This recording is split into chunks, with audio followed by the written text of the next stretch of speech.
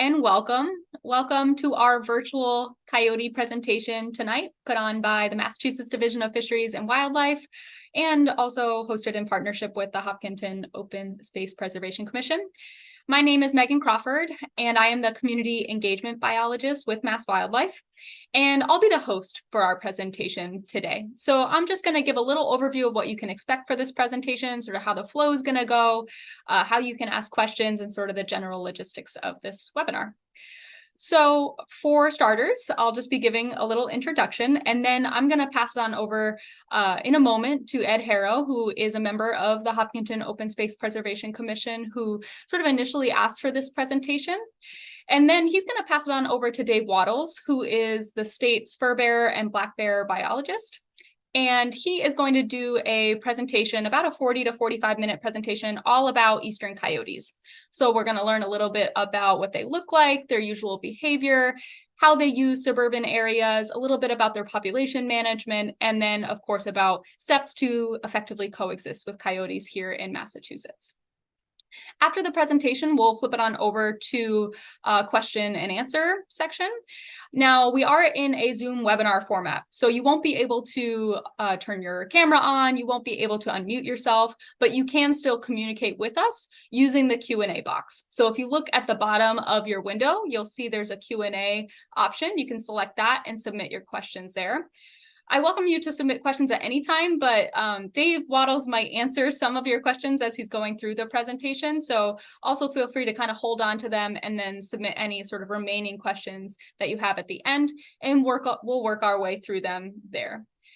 So with all of that sort of covered, I'm going to pass it on over to Ed Harrow to give just a couple opening remarks. Hi. So several weeks ago in Hopkinton on Open Space Preservation Commission land, and I am the chair of the Open Space Preservation Commission. So I thought that, I think I skipped several weeks ago, we had a coyote incident on our properties where a woman's dog was snatched by a coyote and was later found deceased.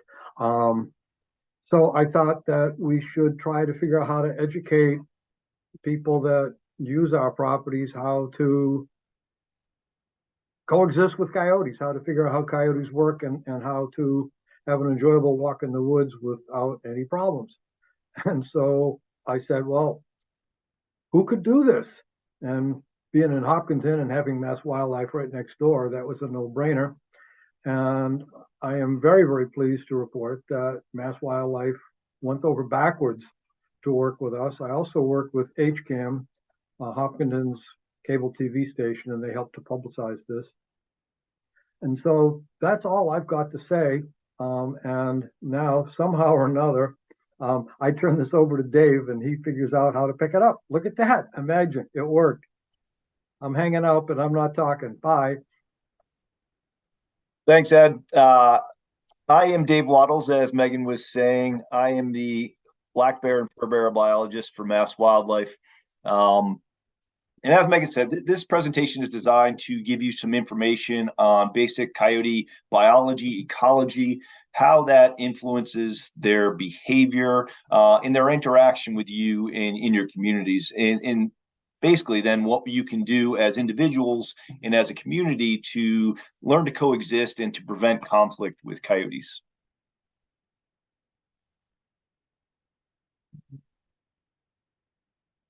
I mean, little issue here. There we go. So first off, we're just going to start with, what exactly is an eastern coyote? And I know many of you have likely seen coyotes, and generally speaking, know what we're talking about. But in reality, they're just a medium-sized canid, or a member of the dog family, roughly the size of a border collie. On averages, females are around 35 to 40 pounds, males about 45 to 50 pounds, but it's very rare for a male to exceed 50 pounds. It can happen, but it's exceptionally rare. They're about 4 to 5 feet from nose to tail and have long, thin legs, a narrow nose, and can have a huge variation in their color types. They can be entirely black, entirely blonde, or any combination between. What you see here in this photo is pretty typical, where there's some mix of browns, some reds, some whites, some blacks, some grays. And generally speaking, they have a very thick fur coat. to the point where if you see a coyote in the winter with its full winter coat compared to the summer, it can look substantially larger than it actually is. That fluffed up winter coat can add 15, 20 pounds visually to the size of that animal compared to, the slender coyote you see on the right. In reality, that's the same animal or a similar animal on the left, just with that winter coat on. Coyotes weren't historically found in the eastern United States, Massachusetts, or anywhere in the eastern United States. Their range was restricted to the Great Plains and the Rocky Mountains of the middle and western parts of the country and continent. But conditions changed, and they very rapidly were able to expand the range into the east, and very rapidly became one of the most widespread and abundant species in the eastern United States. The towns you see in red were the towns where we very first documented coyotes in the late 1950s. By 1980, they'd spread throughout a large portion of the state. By 1990, they'd been confirmed in almost all of the state.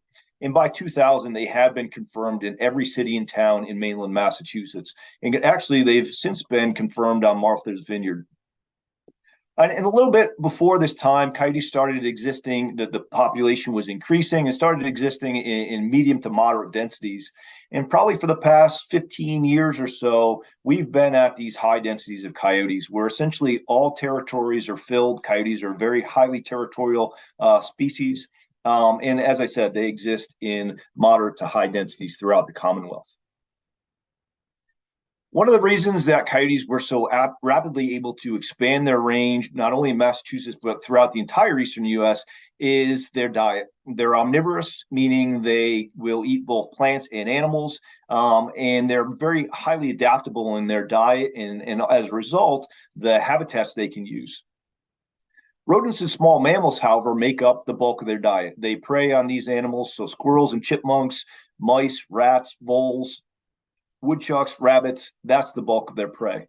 But they'll also readily feed on ground nesting birds and their eggs, large insects like crickets and grasshoppers at certain times of year. And it's very common to find scats from coyotes that are entirely composed of fruit, apples, different types of berries. They'll readily feed on these.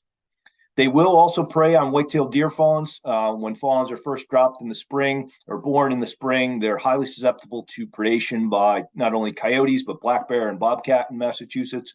But predation of adult deer is rare by coyotes. They can take them, but typically it is injured or otherwise compromised animals that they take.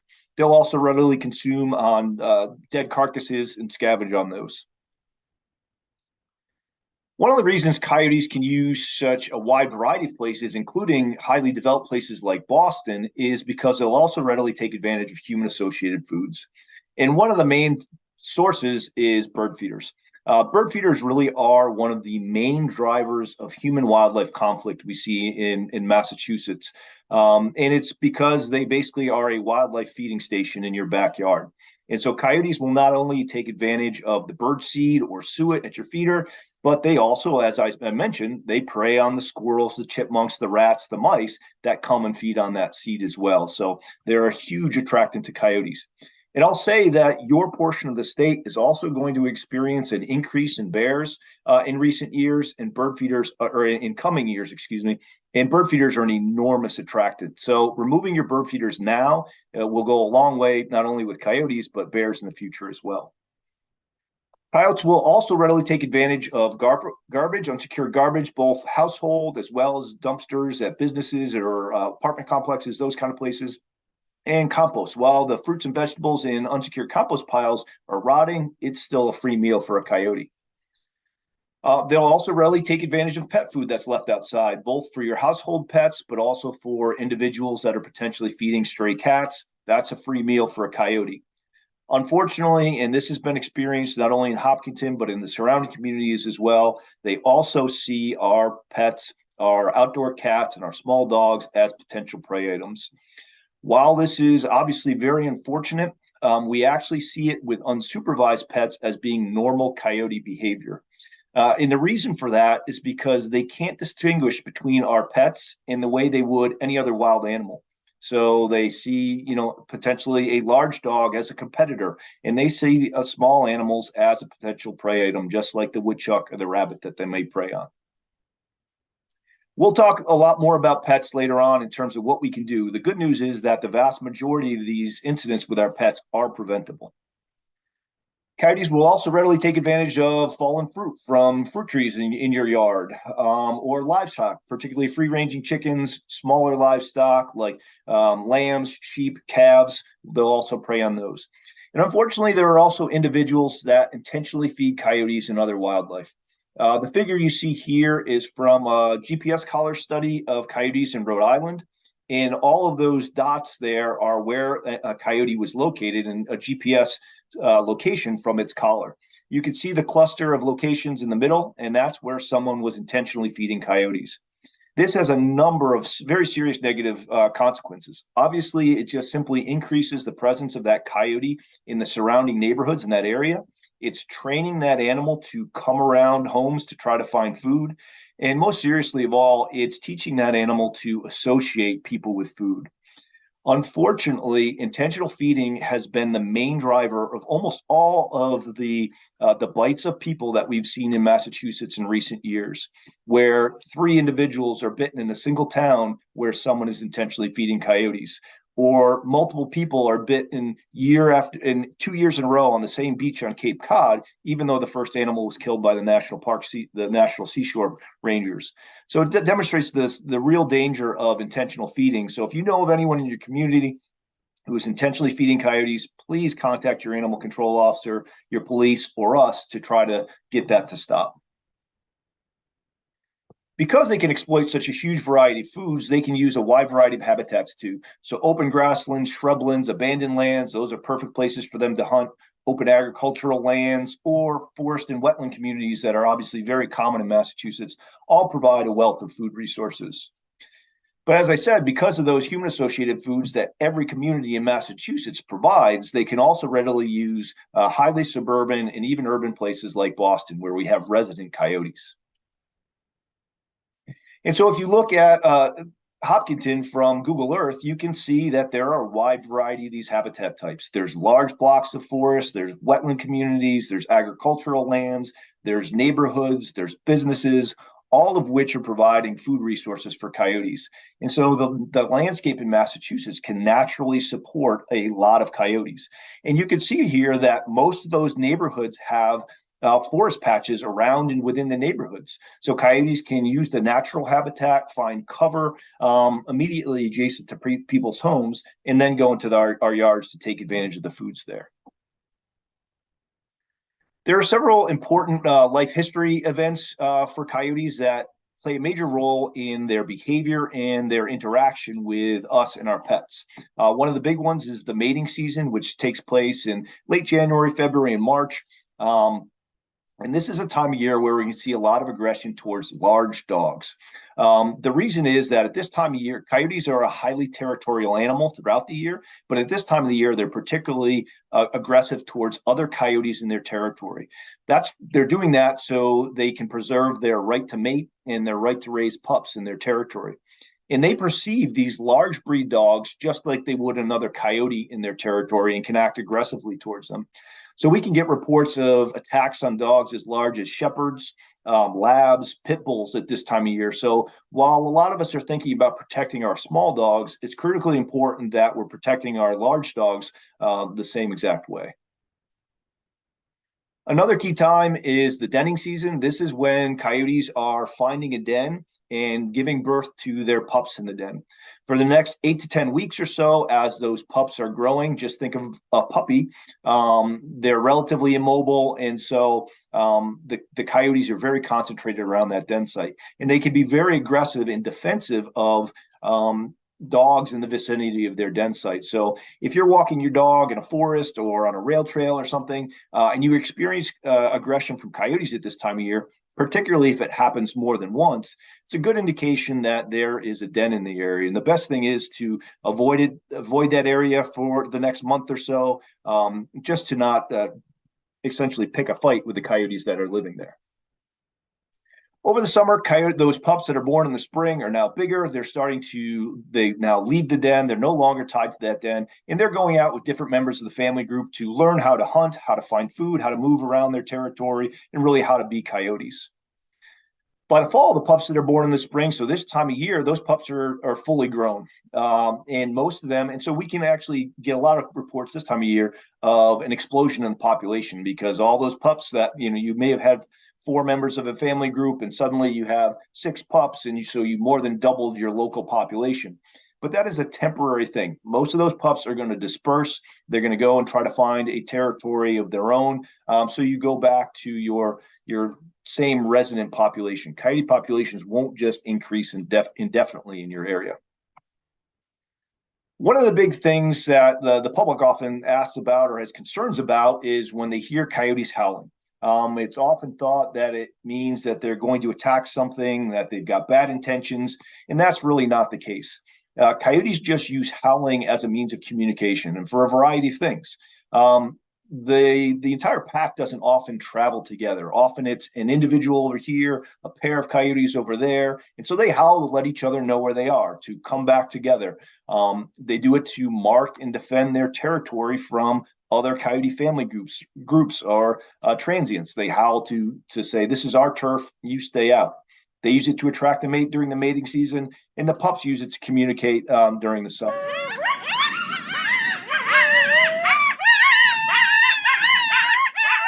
And so it can be very difficult to determine how many coyotes it is that is making the yips.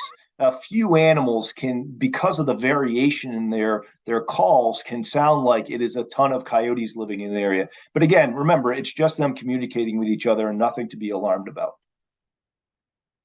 I've hinted at this a couple times, but coyote populations consist of family groups. These family groups are highly territorial. So in Hopkinton, for example, you may have 3 or 4 different family groups that use all or a portion of Hopkinton and an adjacent town. They actively defend their territories and keep the other coyote family groups out of their territories. Those family groups are centered around the alpha pair. So this is the mated male and female who mate and produce pups, but often there's subordinate members of the family group as well. These are often offspring from a previous litter that stay within the family group, or perhaps a subordinate sibling of one of the alpha pair, again, that are helpers that help raise the pups, and then the pups that are born each spring. And that's the family group, again, highly territorial.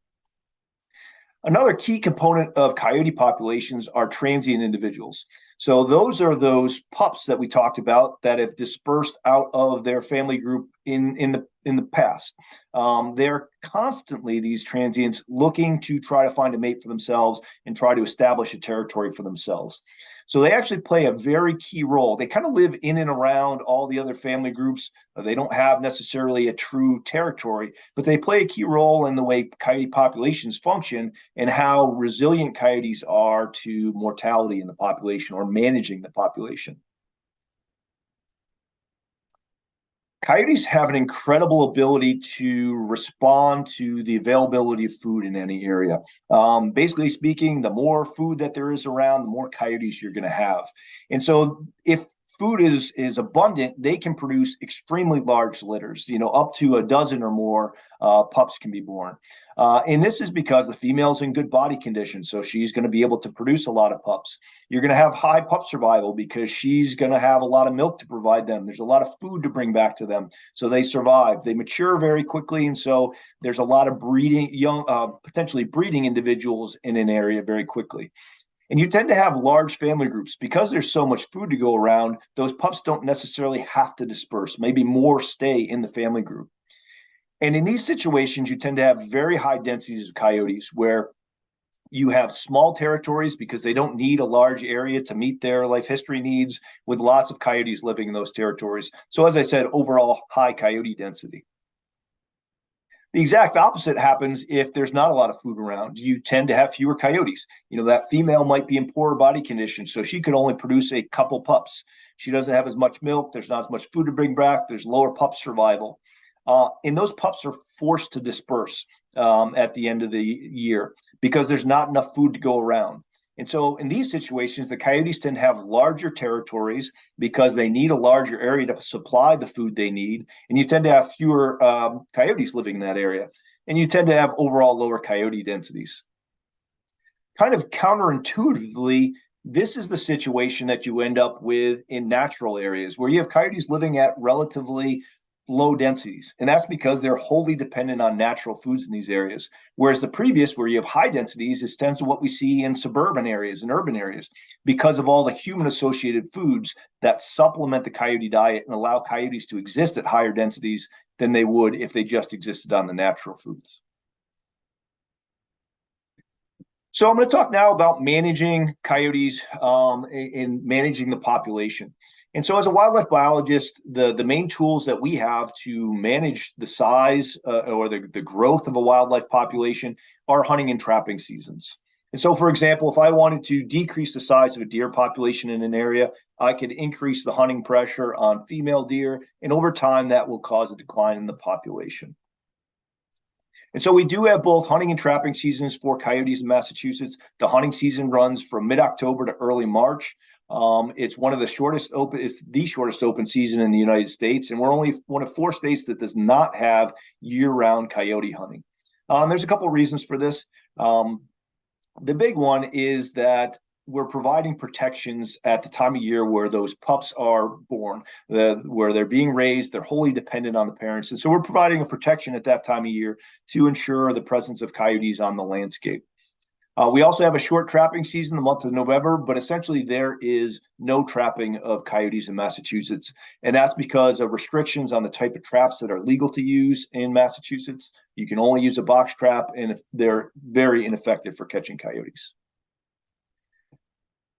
While we have a hunting season that lasts 6 months, there are other limitations on where you can hunt in the hunting of coyotes or other wildlife. So, for example, in Hopkinton, all of the red hatched areas here are places that are closed to hunting. And they're closed to hunting because of their proximity to roads and houses.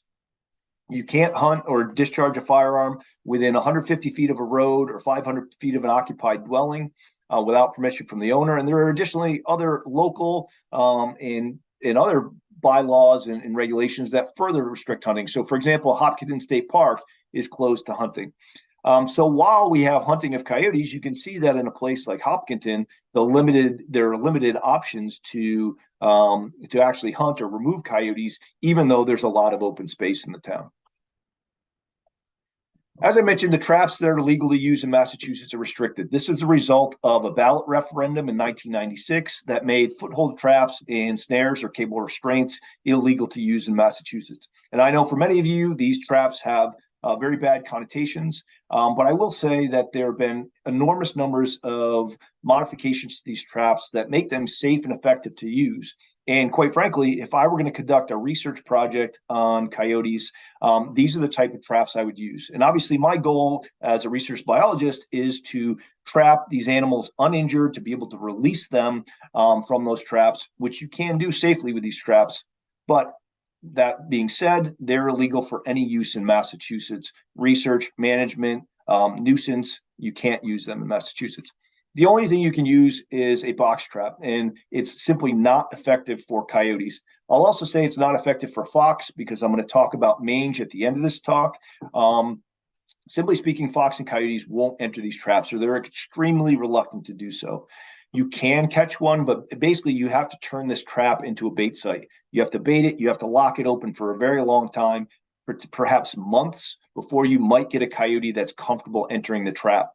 In the meantime, you've attracted every animal under the sun, every coyote, every fox, every raccoon to this location to try to remove a coyote.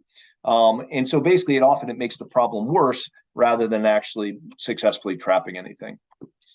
So because of the limitations on where you can hunt in Massachusetts, the traps that are legal to use, very few coyotes are removed from urban or suburban situations in Massachusetts. But say I had unlimited hunting season and you can hunt everywhere in Massachusetts, or we had all the traps we wanted, would I be able to manage and control the coyote population in Massachusetts? And surprisingly, the answer to that is false. And the reason for that is how coyotes, as I hinted at before, respond to mortality in the population. Say we have mortality to one of the members of the alpha pair, whether it's from hunting or any other natural cause that may happen. Remember, these transients are constantly looking for a mate. So one quickly moves in and it fills that alpha role so that family group continues to function as it did before. Or perhaps that subordinate member of the family group moves up and fills that role. What if we lose both the alpha pair? You could have a situation like this. So because of the structure of coyote populations, they very rapidly fill those roles again, and the population continues to function just as it did before. And if we go from our original population size and we have mortality from any factor, yes, it does temporarily reduce the population there. But not only do we have those transients or whatever that are coming in, temporarily that reduces the competition in that area, which means there's more resources or food to go around for those coyotes that remain. As we talked about before, in those circumstances, coyotes have an enormous ability to very rapidly produce large numbers of pups. So almost immediately, the population recovers back to the original population size. It's actually estimated that you have to remove over 70% of a coyote population every single year to have tiny incremental decreases in the coyote population over time. And so it's really not possible to manage the size of coyote populations. And so this is the distribution of coyotes that we're going to have now and in the future. And so this emphasizes the need to learn to coexist with coyotes and what we can do to prevent conflict with them. Because they are a species that we do experience conflict with. Really, the most common form of conflict is simply the perceived threat that the presence of coyotes in our neighborhoods, in our yards, on our streets have for the public. A real genuine fear that people have of having these animals around. And this is very common. And at the division, we get hundreds of calls per year of this type of incident. Unfortunately, as I said before, the most common form of serious conflict we have is depredation or attacks on dogs and cats in Massachusetts. Again, this is highly underreported to us. We only get about 10 to 20 reports of coyote attacks on pets every year in Massachusetts to the division, but we know it's very common. Anytime I talk to an animal control officer in almost any town, and particularly in Eastern Mass, they can very quickly tell me about 3, 4, 5, 6 incidents in their town alone over the previous couple months. In fact, one of the towns that the animal control officers we spoke with when we were organizing this presentation said that they had 10 attacks on dogs in their community over just the summer. So it's extremely common. Again, the good news is that almost all of these incidents are on unsupervised pets. And so we'll talk about that, how we can prevent them by really directly supervising our pets later on. There's also depredation of livestock. As I said before, I'm not going to talk about that now, but if you or someone you know is experiencing depredation of livestock, please contact us and we're happy to work with you to work through those situations. And then the most serious form, obviously, is bites or attacks of people or aggression towards people. We have confirmed 36 incidents where someone in Massachusetts has been bitten by a coyote, and these have increased in recent years.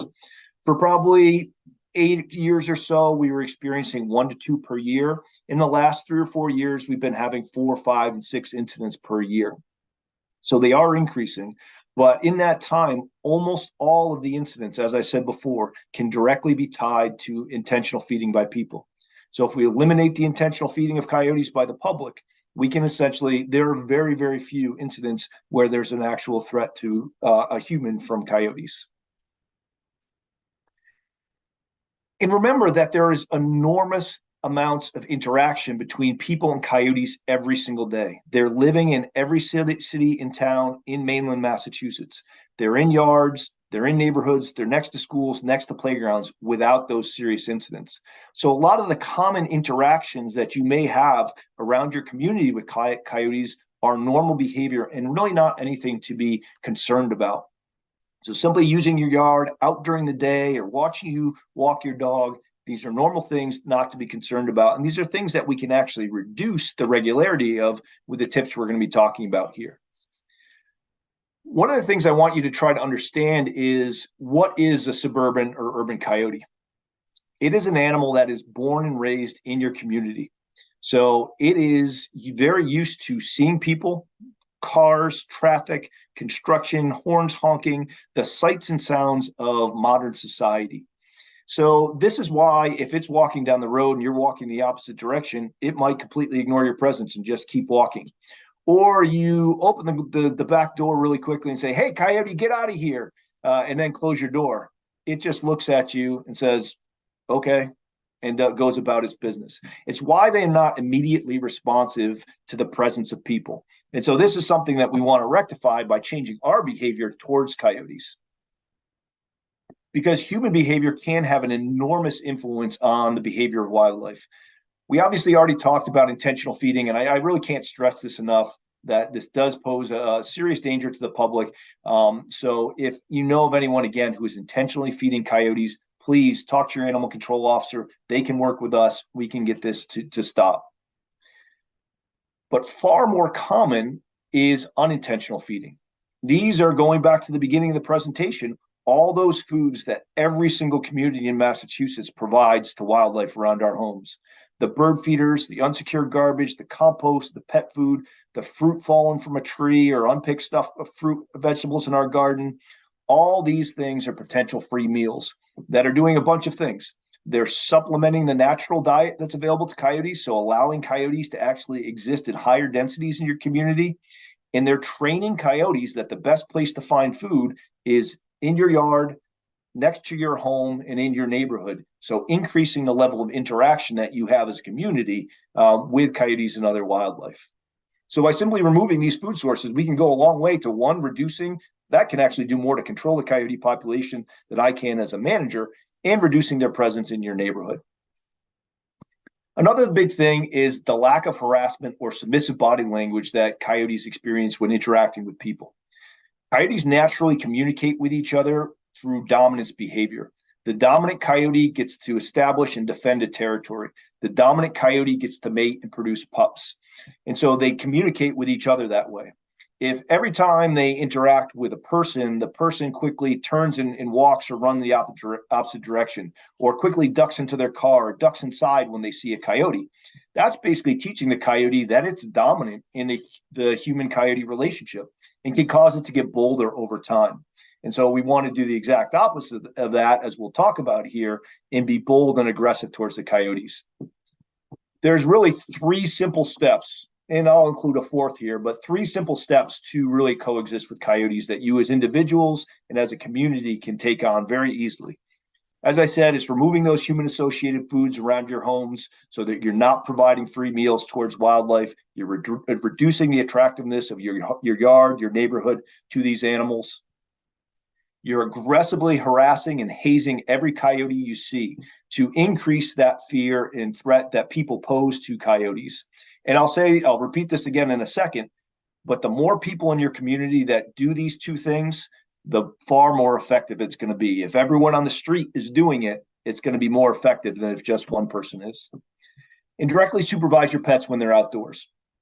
As I've said, almost all of the incidents that we have where pets are taken by coyotes are unsupervised pets, where someone, and this is a scenario we hear time and time again, where someone is standing on the back deck at the back door, watching their dog go to the bathroom in the middle of the yard. A coyote comes out of nowhere and grabs the dog. As far as the coyote is concerned, you could be on the moon. You know, it's not it probably doesn't even know you're there. It's not associating you with the dog. And so it's really your presence next to your dog that's going to prevent the coyote from going after it. So you next to your dog with the dog on a leash is the way to protect your pet. And then never intentionally feeding wildlife, as we've talked about before. There are a lot of things around our homes that attract and draw coyotes to them. So as we mentioned, the bird feeder, that is not only the free food for the coyote, but also attracts the rodents that coyotes feed. The apples that have fallen from the tree, even if they're rotten, that's a free meal for the coyotes. So pick them up, clean them up. The unsupervised cat or dog that's outside, the unsecured garbage or compost, all those things are free meals for coyotes around our homes. The crawl space under your porch, your deck, your shed, that's a place where coyotes can and do den in Massachusetts. Or they can just find cover there during the day, or when you're out and about, and potentially be closer to go after your pet. The brush pile, the log pile, the thick shrubby area at the back of your yard, or between you and the houses behind you, that's a place where coyotes can find cover right adjacent to your homes. So simply addressing these issues around your homes will greatly decrease the presence of coyotes around your home. So again, eliminating food sources means removing all bird feeders. It means securing your garbage. Preferably, it's in a shed, a garage, until the morning of pickup. It's in a secure container. If it's businesses or apartments with dumpsters, making sure those dumpsters aren't overflowing. The doors are closed on them so wildlife can't access it. Use a compost container that doesn't allow wildlife to access it. Feed pets out inside and don't feed strays. And obviously never intentionally feed wildlife. So when I said hazing or harassing coyotes, what do I mean? I do not mean yelling at the coyote from the back door and say, hey, get out of here, and then closing the door. Again, that's basically just saying, hey, coyote, I'm over here. I'm going to go inside now. You do whatever you want in my backyard. I want you to make loud, offensive noises that are going to try to scare this animal away. Aggressive body language, making eye contact with it, not running and retreating or turning your back, but charging at the animal. If you have a coyote in your yard, I want you coming out of your house, yelling and screaming like a crazy person at the top of your lungs, clapping your hands together, blowing an air horn, blowing a whistle, banging pots and pans, making loud noises, and physically chasing that animal out of the yard. You get to your neighbor's yard, you keep on chasing it through your neighbor's yard. You get to the woods behind your house, pick up sticks and bang them on the trees, throw them after the coyotes, and chase the animal completely off. It's basically saying, no, you're not welcome here. And every time you come here, I'm going to do this, and we're going to chase you off.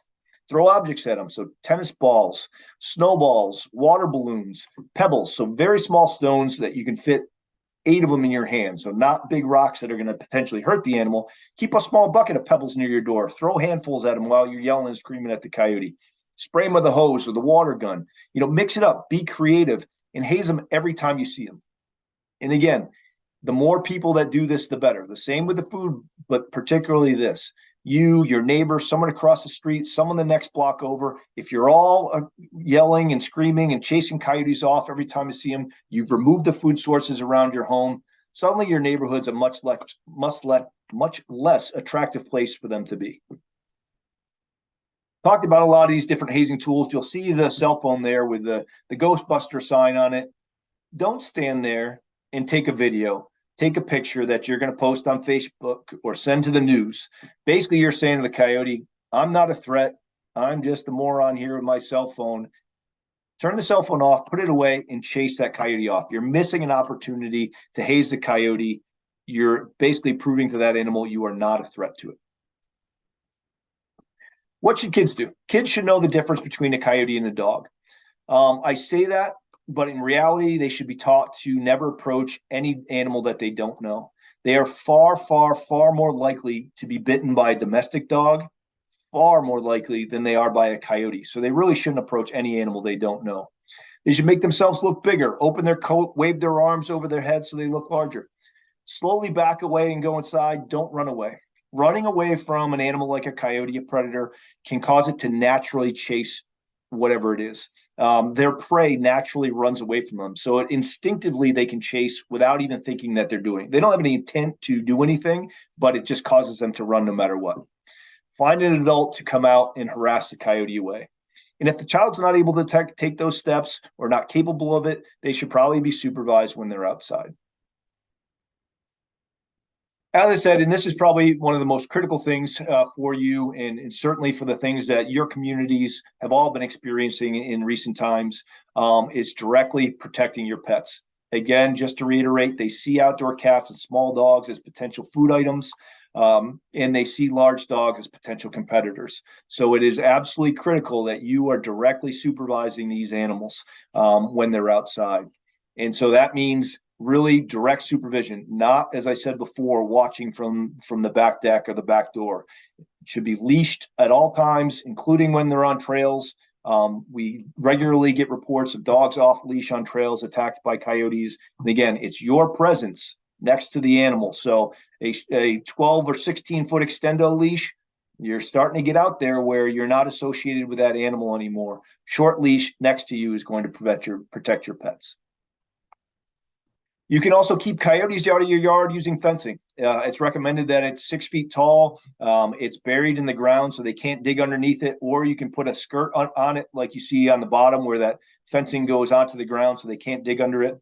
You can install a roll bar on the top. This is essentially a piece of pipe around a wire or another piece of pipe that if a coyote were to jump up on it, it gets spun off.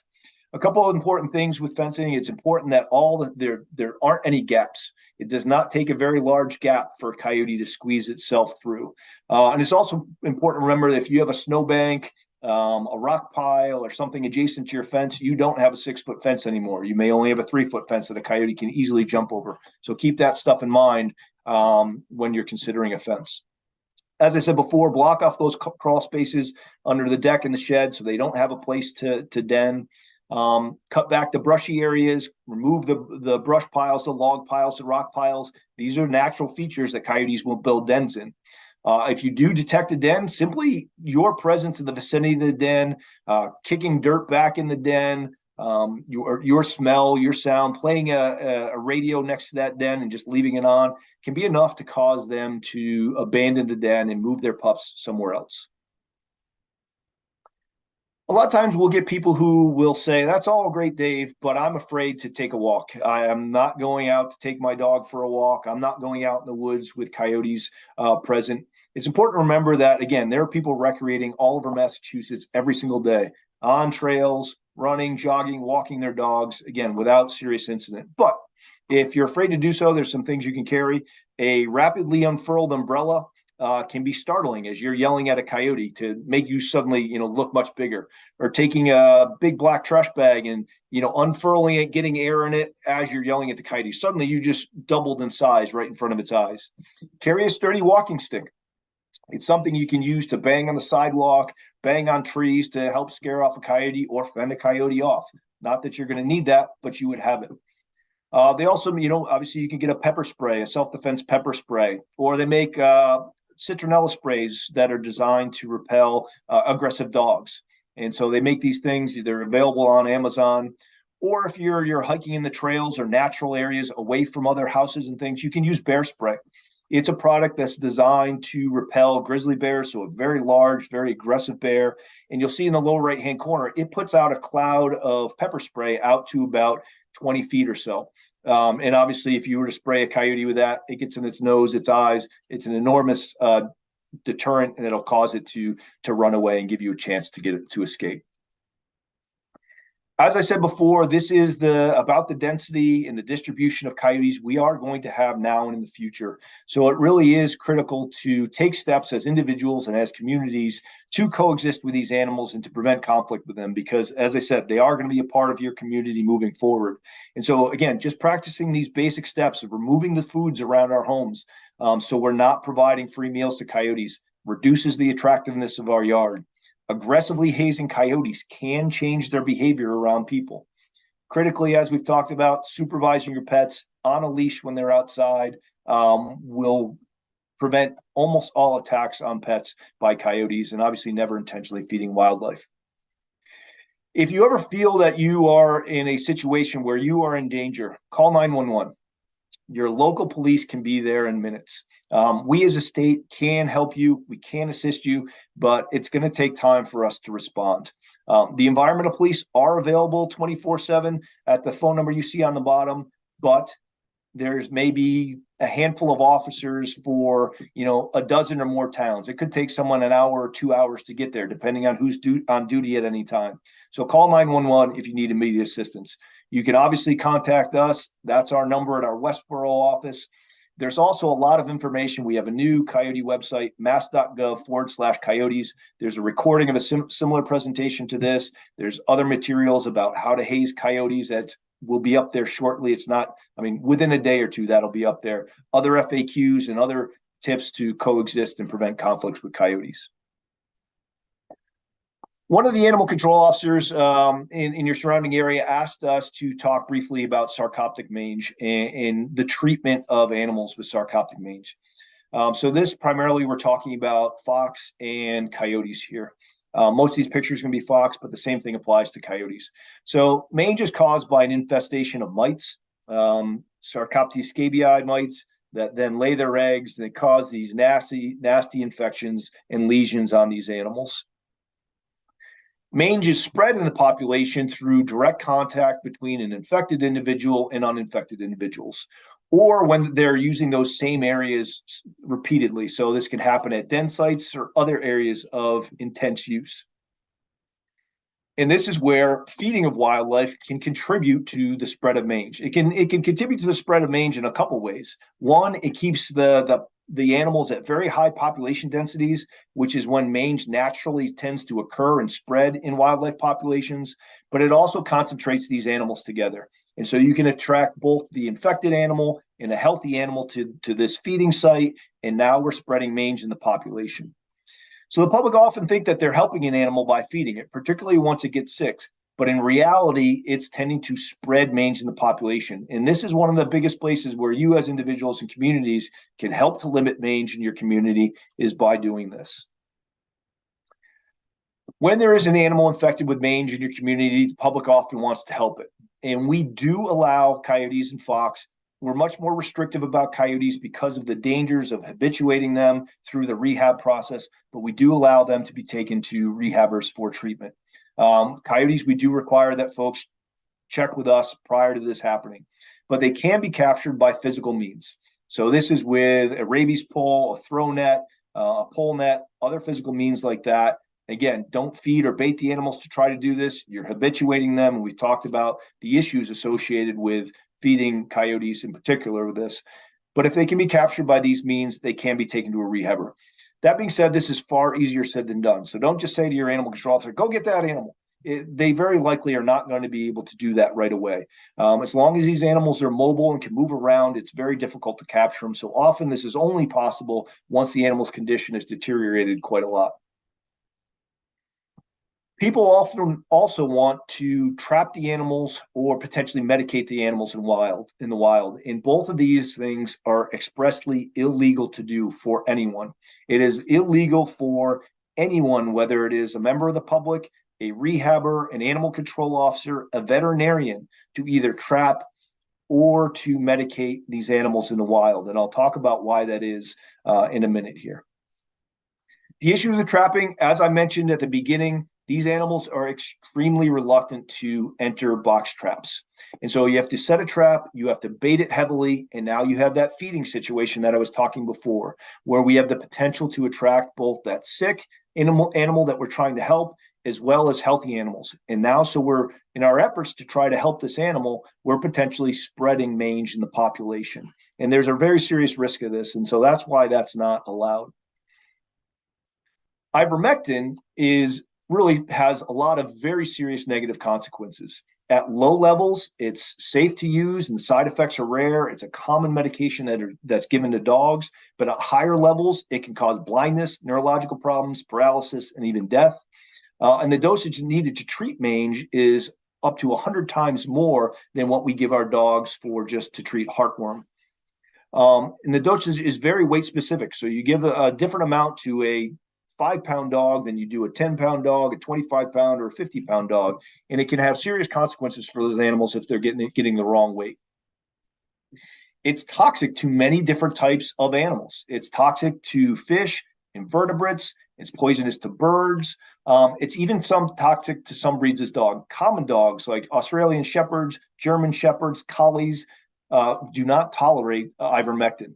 And the effects on most wildlife species are unknown. So obviously we can't allow this to be distributed in the wild due to these side effects. You also are potentially poisoning young animals if you're trying to medicate them. Coyotes and fox feed their young by regurgitating food back to them to eat. And remember, this is a very weight-specific drug. So the amount that you may think is safe and effective to give that adult is more than enough to kill that young. And so we as the Division of Fish and Wildlife have responsibility to manage healthy wildlife populations and communities. And we really have to balance the potential to treat an individual animal with the threats to that population as a whole, to other wildlife species, and to people's pets and the public safety. And this is why the trapping, distribution of medication that have the potential to further spread disease and cause these other issues aren't allowed in the state. I do want to just go back to the main topics of this presentation is what we can do to coexist with coyotes and really reinforce these things one more time. Remove the human-associated foods around your homes. Aggressively haze and harass coyotes whenever they're seen. Directly supervise your pets and never feed coyotes. And again, a wealth of resources available to you if you need assistance. And now I'd be happy to take any questions. Excellent. Thank you, Dave. Wonderful, as always. And we've already had some questions coming through into our Q&A box, but I do want to just take a moment to remind people how to submit your questions. So if you go down to the bottom of your window that you're in Zoom right now, you'll be able to see a little Q&A box. You can click that and you'll be able to submit your question there. As I mentioned at the beginning, we'll do our best to get to everybody's question, or I might end up lumping kind of similar questions together. And that's kind of how this will go. So I'll start with some of the questions that have already come in. One person was wondering, is intentional feeding illegal in the state of Mass? Yeah, unfortunately, it's not. So there's nothing that explicitly prohibits the feeding of wildlife. There are certain communities that have passed local ordinances that prevent the feeding of wildlife, and we've worked with communities to help draft some of those. So if you and your community were interested in passing a feeding ordinance, please do contact us, because there are ordinances that have been passed in the state that aren't very effective. So it's important to write those in a way that makes them effective, covers all the breadth of potential feeding that there is. And we're happy to work with you to do that. Great, thank you. And someone else was wondering if you could talk a little bit about escorting behavior that's seen in coyotes. So when coyotes kind of follow people maybe around the edge of their range. Yeah, and that kind of thing can just be simply that curiosity or that lack of threat of people, that for whatever reason they're kind of interested in what the person is doing, and they're kind of just tracking you. Particularly if you have a dog. If you're walking your dog, they can kind of just be, mirroring you around and kind of following you around a little bit, if that's what you're referring to. It can just kind of be that curiosity. And again, this is where we emphasize the hazing, so that they're not comfortable doing that. And if you see a coyote doing that, stop in your tracks, turn and chase it off, scare it off, every opportunity you have, so that they're not comfortable doing those kind of things. And maybe to kind of follow up on that point about hazing, someone was wondering, what if the coyote doesn't move or doesn't budge when you try to haze them? Yeah, there's a distinct possibility, like when you first start, right? Particularly if these animals haven't been hazed in your community, that you start yelling or something, that animal just looks at you. It just kind of looks, maybe it trots off, 10 feet, stops, looks back at you. Again, because they're comfortable around people, the mere presence of a person isn't necessarily a threat to them. They might not respond immediately. And so that's where it's like being bold and aggressive. We give this advice to people all the time. I have never once had anyone say the coyote didn't run off. So they will run off. It's just making sure that you're doing enough to really chase them off and make sure that they really get an understanding that, no, I'm serious. You're really not welcome here. Because a lot of people will call, we'll have a conversation with someone on the phone and they'll say, oh, I did. I hazed it. I scared it off. And it's like, oh, tell me what you did. As I said before, I opened the door, I yelled at it, and then I closed the door. It's like, well, you're just kind of saying to that animal, hey, I'm over here, you get out of here. And then you go inside, and it's really not effective. That's where I'm trying to tell you, it's like really be hyper aggressive in the way you do it, be varied in it, make different noises. Again, have things ready. If you're regularly seeing coyotes, that you can make a thing of water balloons that you have in a little bucket, gather up those pebbles that you have to get ready to throw at them, have a stout stick, or that's another thing you could do. Say you're going out into your yard and you're like, okay, I want to be ready to haze these coyotes off. Have a shovel handle or something there, or a stout stick that you're banging on the ground or on a tree as you're going towards it. You get that coyote, it doesn't go. You've now fend it off with, or drive it off with that shovel handle. So, different things you can do, and being prepared and proactive, particularly if you have a lot of presence in your coyotes, you can be ready to really do effective hazing. Great. Another question sort of maybe relating to the more recent thing that you talked about with mange. So we got a couple of mange questions here that I might lump together. So first, are coyotes more aggressive when they have mange? They can be, because it can make them, just more irritable or more desperate in terms of their condition that they're in. So in some instances, it could cause greater levels of aggression. Again, that's where these things can build over time in terms of changing their behavior. So, you may not as a community see the impacts of your hazing. You're removing the food sources right away, but over time, it's going to make an effort or an increased impact on them. But there can be a potential for them to be slightly more aggressive as response to that. Okay. We have a question here. I'm trying to stick to maybe some mange questions, but we do have some rabies questions too. So a couple of disease questions here. But if a coyote has mange, if they're sick with mange, the question was who can get rid of them? But I guess my question would be what would be the advice that we would give and sort of the action steps there? Yeah, I mean, 95% of the time it's going to be, leave the animal alone. And people don't like to hear this. It's like the let nature take its course. But again, in reality, as a wildlife biologist, mange is a naturally occurring disease. And I know it can be extremely difficult to watch one of these animals suffer with this condition. So don't get me wrong. I'm not trying to dismiss that fact, but it is a natural part of wildlife. And it's important to remember that these are wild animals. So simply, not doing anything can be the one thing. As we said, never feeding the animal is never going to make the situation any better, feeding that animal. Again, if it can be captured, some of these animals can be taken to a rehabber. In certain circumstances, if the animal is very far gone, it's clearly suffering, it can be an appropriate action to euthanize or to put the animal down, to put it out of its misery. In those circumstances, that could be an animal control officer if they're deputized and have the ability to use firearms. It could be a local police officer. Generally speaking, those folks will touch base with us ahead of time and say, hey, we've got this severely mangy animal, that we think is a candidate to be put down. And we'll give them permission to do so at those times. And again, all these kind of things, like potentially putting down an animal, can be a lot easier said than done. The person who's going to be doing that or potentially trying to capture it for treatment has to encounter that animal, has to be able to do it in a safe place. Obviously, they can't use a firearm right in front of someone's home or in a highly developed area. So there are limitations on the practicality of being able to achieve some of these things. Yeah. And sort of staying on the same topic of disease, but maybe moving away from mange for a moment and thinking about rabies. So some folks are wondering, how can you tell if a coyote has rabies? How can you tell the difference between a coyote with rabies versus just more typical curious behavior? Does rabies make a coyote more aggressive? So maybe a little bit about that. So the good news is that rabies in coyotes isn't super common.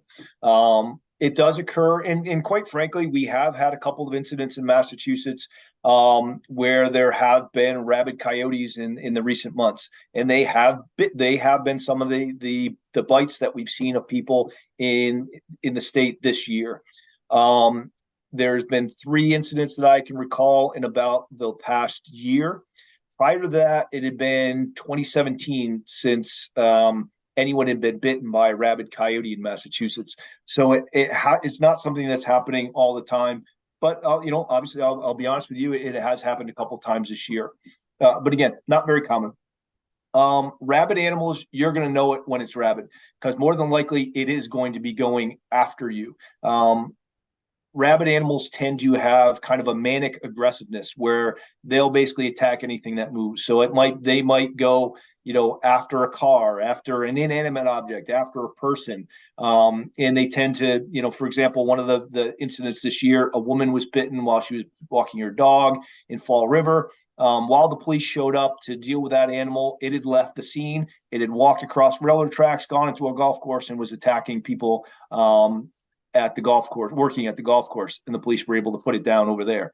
And so it tends to be that type of aggressiveness. There is another form of rabies where it's more like a slow, lethargic form where the animal could look disoriented. It might be circling, unsteady on its feet.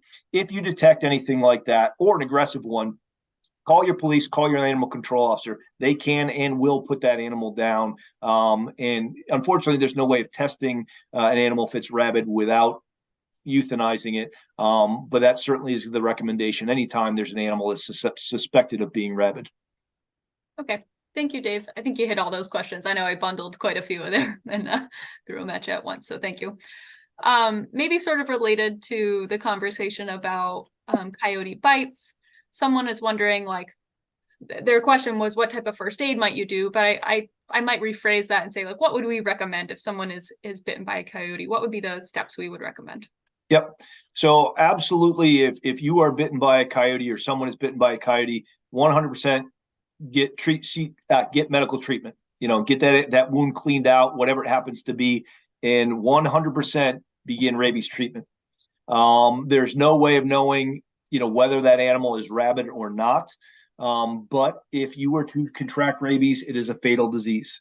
And if you don't have that animal in hand to test, you just don't know. And so there's zero reason to guess and say, I don't think it was rabid. If someone is bitten, they should audit by not a coyote, any mammal. Anytime someone is bitten by a mammal, they should begin rabies treatment immediately. And almost every medical provider knows this and will begin those treatments right away. And if the treatments are begun right away, you're fine. You'll be okay. But it is important to seek appropriate medical attention. Okay. Thank you, Dave. All right. Maybe moving away from disease and that kind of conversation. Someone was wondering just maybe about timing. Like their question was, is it safe to walk outside after sundown? So maybe thinking about, are there times of the day that there might be more a chance for a negative interaction with a coyote? Yep. So there certainly are, like a lot of animals, coyotes can be active 24/7. So they can be active any time of day. But there are certainly times of day when they're more active. So they're more likely to be active dusk and dawn and at night. And a lot of this time, they're more likely to be present in your neighborhood at night. And that's because even these animals that are slightly bolder or used to people still try to avoid people to a large extent. And so they tend to be in the neighborhoods and out in the places where people are at the times when people aren't. And at night there's fewer people out. So that's when they'll walk the streets, they'll check out yards to try to potentially take advantage of those foods around our homes. So certainly an elevated chance of encounter at those times. I would definitely recommend, having a light so that you can see at those times. And again, remember that people are going out, they are jogging, they're walking their dogs, they're doing all sorts of things at all times of day in Massachusetts without serious incident with coyotes. So continue to do these activities. But again, remember those things that I mentioned at the end of the talk. If you're walking your dog at those times, you can still carry, that pepper spray. Some of those pepper sprays, like the bear spray, for example, comes with a little holster pouch that you can wear on your belt. So you can have it right there. You've still got your flashlight, your dog's on a leash, but you have something that should you encounter a coyote, you can deter it. The same thing with like a citronella spray, an air horn, something to scare off the coyote. Carry that walking stick if you're uncomfortable. And again, it's something you can use to haze the animal off. Or, if in the absolute worst case scenario, you have something you can fend off that animal. Again, I don't think you're going to need any of those things, but you can always carry those as just kind of assurance for yourself. Great. Thank you, Dave. We had a question just about, so maybe doubling back to what coyotes eat. And this person was noticing that maybe they've had some damage from deer on their landscaping, and they were maybe hoping that the local coyote population would keep that deer population and that damage from deer in check. Do you want to share a little bit about whether coyotes influence the deer populations and whether they can serve the purpose? Yeah, coyotes, while they are the largest predator in Massachusetts, they don't fill the same role of the apex predators that we once had in Massachusetts, wolves and mountain lions, which truly would take down deer and other large prey. Coyotes' main predation of deer is going to be of fawns in the spring when they're extremely vulnerable. But even then, fawns' susceptibility to predation rapidly decreases after just a couple of weeks. They get mobile and can outrun a coyote very quickly. So it's a short period of time in the spring. Beyond that, again, as I mentioned before, it tends to be injured animals, diseased animals, or if we have conditions where, for example, we were to have a really good snow winter, or bad in terms of the way the deer are looking at it, where we have prolonged deep snow that restricts deer movements, restricts deer ability to access food. So towards the end of the winter, they tend to decline. And just generally speaking, it can make them more susceptible to predation. So it tends to be those sorts of circumstances where coyotes can prey on adult deer. And so, but it really is quite rare. And I'll just say the time that our deer populations throughout Massachusetts are rapidly growing, and it's at the same time where we have these high densities of coyotes. So coyotes really aren't going to do anything to control deer numbers in the state by any means. Okay, thanks. Let me take a look. We still have some great questions here. And I will just say, briefly, just as a, it's what we do as an agency. We are responsible for managing deer in the state, and it's really hunting access. That is the main thing that limits our ability to manage deer. I showed you that figure before of all the discharge setbacks. Again, there are closed properties, some of those larger properties in some of your towns that are closed to hunting. Relaxing some of those restrictions, opening properties to hunting, allowing folks, hunters to hunt on private property is the best thing that really can be done to manage deer populations.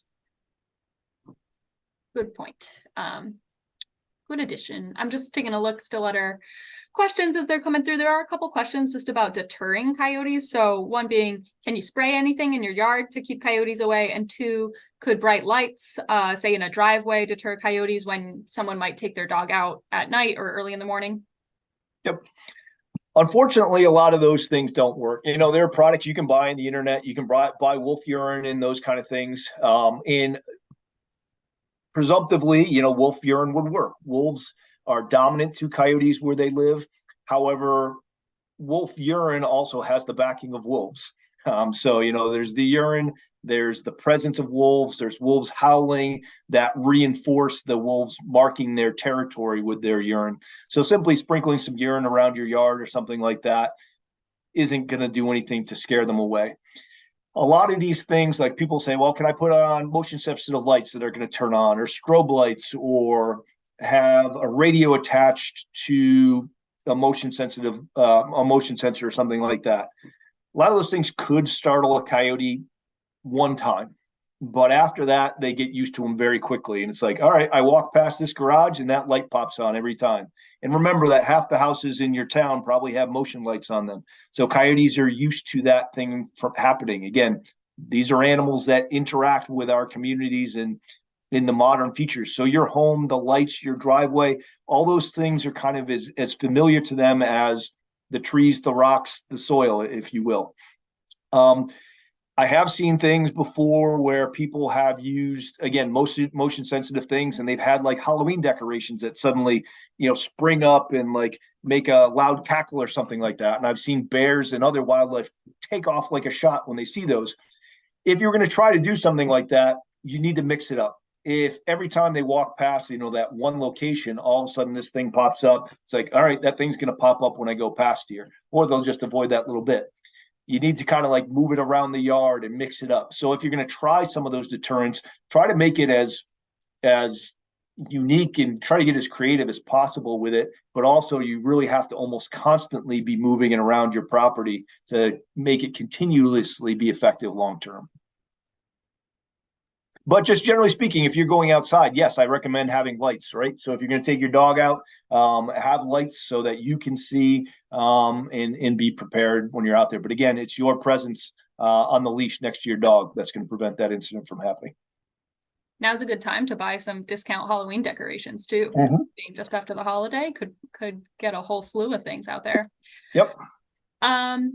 Okay, and I'll just mention to our audiences, I am just prioritizing questions about coyotes for now. I know there were some other questions that came through, and if we have time, we'll certainly get to those as well. But I'm just prioritizing the ones sort of specifically about coyotes. So one question was thinking about like, could you create like a open space area or community open space area that's designated for coyotes and trying to track the animal to that open space area instead of them spending time in the neighborhoods? I know you spoke a lot about during the presentation of just like what attracts coyotes to neighborhoods, what brings them close to people. So would that be effective as designating an open space area for coyotes to try and encourage them to be there? Yeah, in reality, coyotes are everywhere in your town. As I mentioned, pretty much we're at I refer to it as a saturation level of coyotes in Massachusetts, where all possible territories are filled, and these territories fit together like puzzle pieces, right? So there may be a coyote territory that is, half in Hopkinton, half in Ashland. There may be another territory that's entirely in Hopkinton, another that's in Hopkinton, and now my towns are mixing. But you know what I'm saying? There's partial and all territories, and they're using all parts of those places. And if you remember that figure that I showed, that picture of Hopkinton, the aerial footage, there's huge blocks of natural habitat in town that they're using. They're in those places. They're then drawn out of those places to come into our neighborhoods by, again, those foods that we have there. If I could snap my fingers and do one thing, it would be to eliminate all the food around every single home and business in Massachusetts. 95% of my problems with wildlife would disappear if that happened. The reason they're coming into your neighborhood is for those food items. Remove the food items and they'll stay in the forest because that's the only place where the food is and they need the food. So again, you're not going to be able to just keep them in those places. It really is important to address the food issues at home. Okay, that's good advice. Great. This question I'm curious about too, because I'm not sure I knew about this, is coyotes being documented on Martha's Vineyard. So someone was wondering how many coyotes, if we know the number, have been documented on Martha's Vineyard.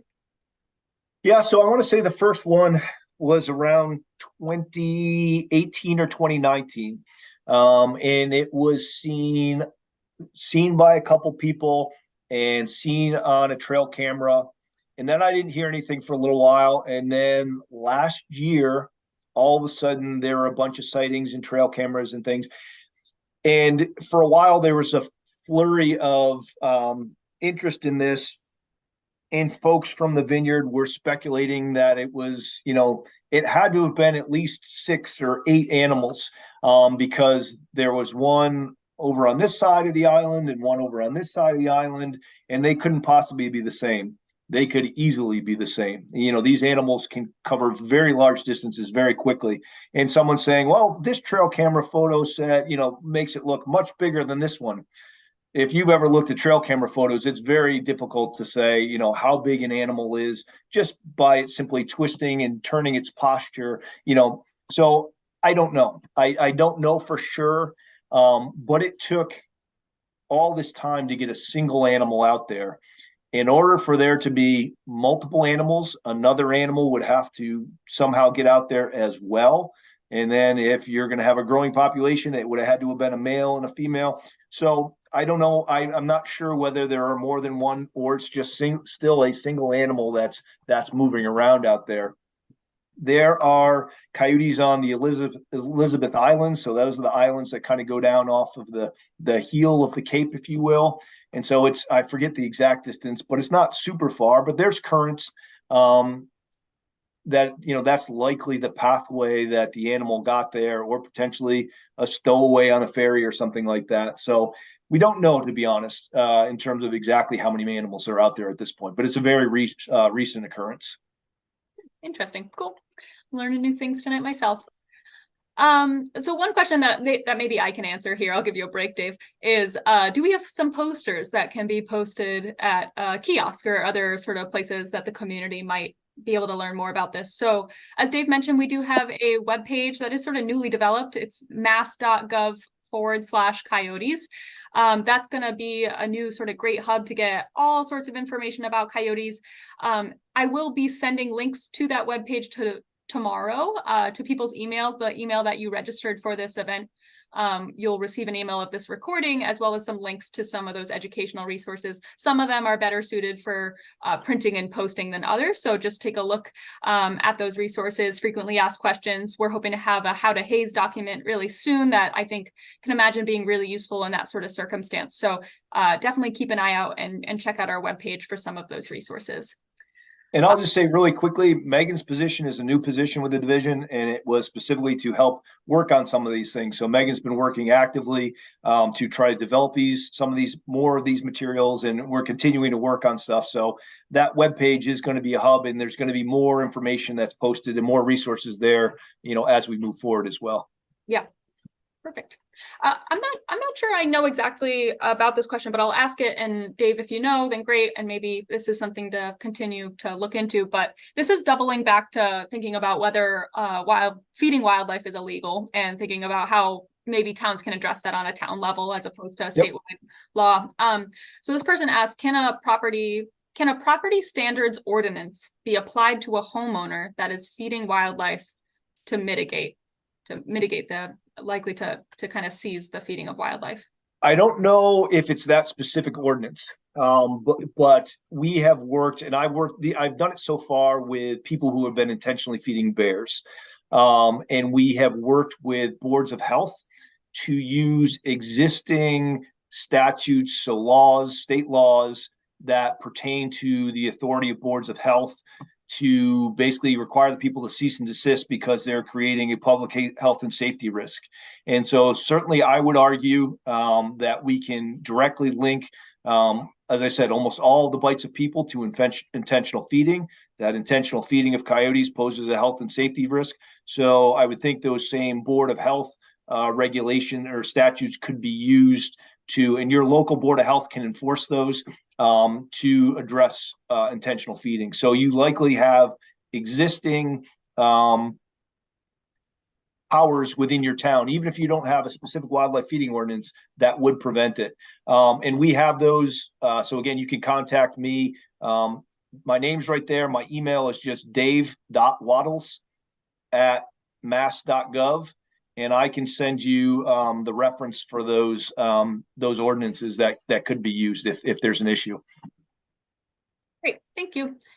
So those were, I think, all of our coyote specific questions. So I do want to take a moment to maybe flip to some of the other questions that had been submitted. So thank you for the patience out there.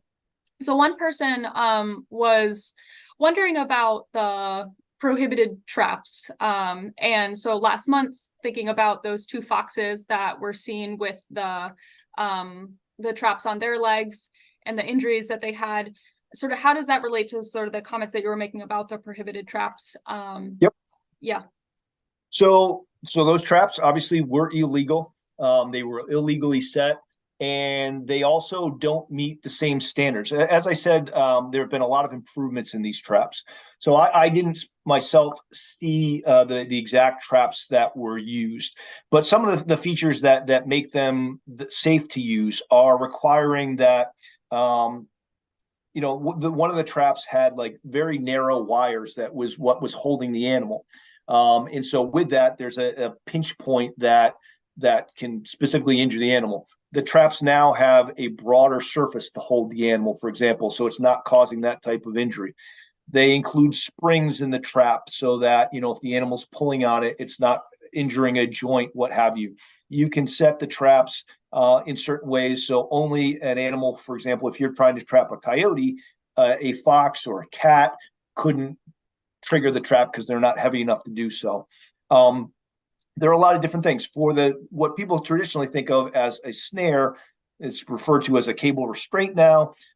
Basically, you can put locks and things that prevent it from closing down further so it couldn't choke an animal. Again, having springs in those things. So it's a lot of modifications that have been done, and a lot of research has been done to make these traps effective so that they're catching a specific animal, that if you catch a non-target animal, it can be released. But again, those traps were illegal. They did not meet those standards. They weren't properly set, because if a trap was properly set, that animal wouldn't be running around with the trap. It would be held in place. I completely understand what you're saying, that, I'm talking nonsense when I say that they're safe and effective to use when you see that in the news. But keep in mind that person, whoever set that trap, wasn't doing it in accordance with the required training that you would have to have, like the trapper education in Massachusetts. They weren't meeting the standards that other states are now using for their trap requirements. And so it's not a direct comparison as to, that trap that was used wouldn't be legal. It wouldn't have been a legal set the way they did it, and those kind of things. Okay, thank you, Dave, for giving a little bit of insight on that. And then we just have one last question. Again, the Q&A is open, so if you have any last burning questions, feel free to send them in and I'll take a peek. But we just had one last question about bobcats, because someone had mentioned that they had occasionally seen bobcats through their yard. So maybe just a little bit about how bobcats might use a suburban area like Hopkinton or the surrounding towns. Sure. So congratulations on seeing the bobcat. That they are, it's much rarer to encounter a bobcat. I want to say myself, I've probably seen one 6 or 8 or 8 times, and I can remember every single one, because they are unique and rare sightings. And so it's a fun animal to see around. A lot of times we'll get questions about, what's the threat to, my pets, to my children, about having a presence of a bobcat. Generally speaking, we don't experience conflict with bobcat. They certainly could take an outdoor cat or a small dog. But we don't tend to see that. The main attraction to bobcats to your yard, bobcats are what's called true predators. So they are not like coyotes, where they can just eat just about anything. They're meat eaters. And so they're predators. The main attraction to your yard is your bird feeder. So the bird feeder that is attracting the squirrels, the rabbits, the chipmunks, that's a bobcat's prey. And so the bird feeder in your backyard, and in backyards in general, are essentially feeding stations for bobcats, because it concentrates their prey in a known area, so they can learn to hunt in backyards. And so that could be, if you're regularly seeing a bobcat in your yard, your neighborhood, it's likely because they're hunting at the bird feeders and to take advantage of that concentrated prey that they provide there.